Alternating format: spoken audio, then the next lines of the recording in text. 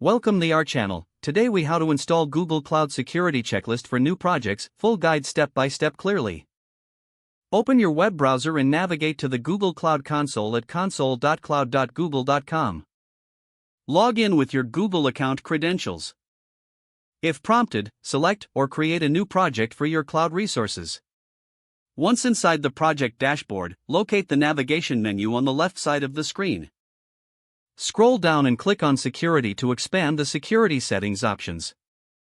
Select Security Health Analytics from the drop-down menu. In the Security Health Analytics page, ensure that it is enabled for your project. Click on the Settings gear icon to access the configuration options. In the Settings menu, you will find the option to enable security checks for your project. Toggle the appropriate switches to enable checks relevant to your project needs. Next, navigate back to the main security dashboard. Run the initial security assessment by clicking the Assess button. Wait for the assessment to complete, which may take a few moments. Review the results of the security assessment. Focus on the recommendations provided by Google Cloud.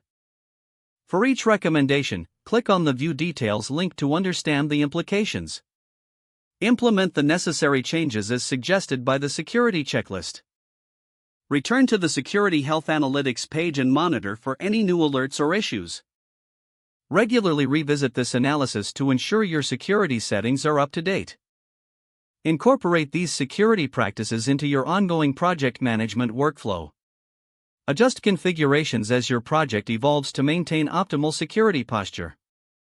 If the page does not load, refresh the browser or try again in a private or incognito window. Make sure you are using the correct email address, then retype it carefully to avoid small typos. If your password is not accepted, use the reset option and create a new strong password you can remember.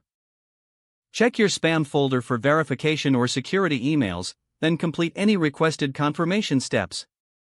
Enable two-factor authentication if available to improve account security and reduce unauthorized access risk.